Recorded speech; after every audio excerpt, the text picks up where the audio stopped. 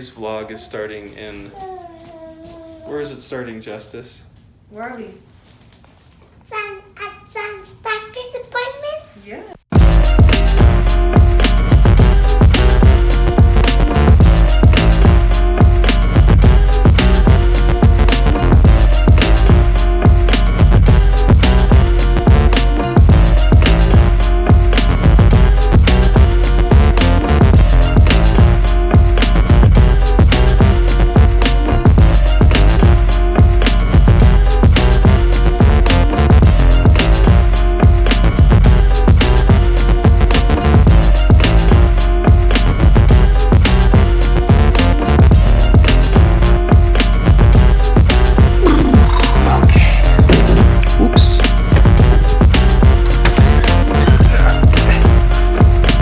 I didn't film it, but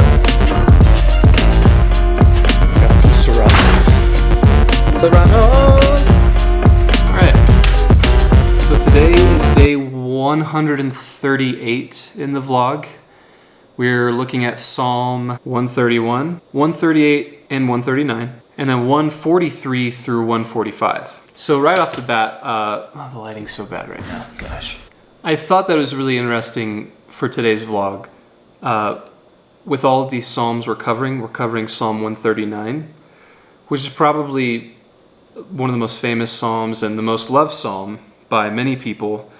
It's the whole, like, you knit me when I was in my mother's womb and knew me, all this nice stuff. And I thought it was interesting that we were reading that Psalm with conjunction that Zion, you can't see him, he's not in the shot right now, but Zion, he had a doctor's appointment today.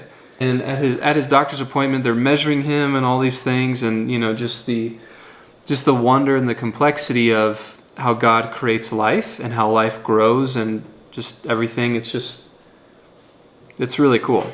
He's 9.5 months today. Today is June 19th. He'll be 10 months on July 4th. He weighs 16 pounds and 13 ounces, and he's like 26 inches long.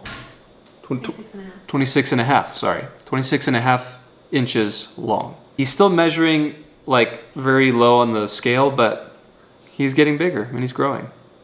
Also, another very important note about today. We got Taco Express. Psalm 131 is a very unique psalm when it comes to David and the type of psalms that he would compose. Usually the psalms he composes are ones of, Lord, deliver me from my enemy, this acknowledgement of God's greatness and his wonder. The last couple psalms, the last three, Psalm 143, 144, and 145, embody that genre, if you will, that David usually writes in. But Psalm 131, it's very unique in the sense that David, it's a psalm of ascents, and he's writing in a way of showing peace and calm. Like he's finally at a place where he's at peace, where he's calm. And it's praising and thanking the Lord for that. We have to remember the context of all these psalms is as David is getting ready to pass on to Solomon, his son, the kingdom, that Solomon is going to rule and reign. And we know that during David's time, that there was a lot of warring, a lot of fighting, a lot of battle, but with Solomon was a time of peace for the nation of Israel. Just different. David's a little different here.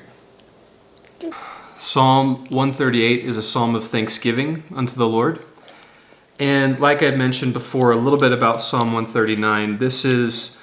there's a lot going on here, and once again, this is a very popular psalm to people, but really the purpose of the psalm, and it kind of bookends this way, is David is really asking God to search him and to know him.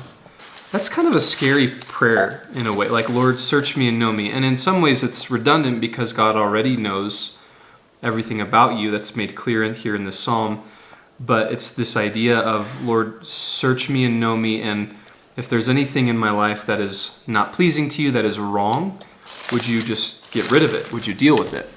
So I just find it interesting that this very popular psalm that, there are verses out of this psalm that we throw on t-shirts and coffee mugs and bumper stickers, and there's nothing wrong with that. That really the purpose of it is a cry for God to do an honest search of my own heart and my own life, and to reveal any gunk, any yuckiness, any sinfulness that might need to be dealt with. It's just very interesting. Psalm 143 is a cry for David. He's just, Lord, I thirst for you, I long for you. In this psalm, it fits more of, once again, his regular type of psalms that he composes in terms of, Lord, deliver me, there's my enemy that is trying to overtake me, but Lord, I long for you, I just want you. Psalm 144 is speaking of God's greatness and how God is David's fortress, that he is his rock, his refuge that he runs to, and then he just goes on to talk about how much greater God is than anything on the planet. Then Psalm 145 just really continues what's happening in Psalm 144 in terms of this praising and glorifying and magnifying God. I think it's pretty clear from today's reading the encouragement and the challenge for us, and it's to let God into our lives in such a way that we allow him to do that honest work of cleaning out our hearts and our minds and purifying us, making us more into the image of Christ. I think we all want, as followers of Jesus, to be made more and more into Christ's image, but we all want it to happen through a certain means, like an easier process than a harder one. But the fact of the matter is that there's a lot of difficulty and challenge that comes with growth. And usually the greatest growth in our life happens when it is hard and it's rough and it calls us out on things that we're doing that we shouldn't be doing. So if anything, just to encourage you to allow the Holy Spirit to do that in your life. The Holy Spirit is big enough and powerful enough to do whatever he wants, but we have to be willing for him to, sensitive and open, to have a soft heart towards the Holy Spirit to do that in our lives. All right, time to go to a dress rehearsal.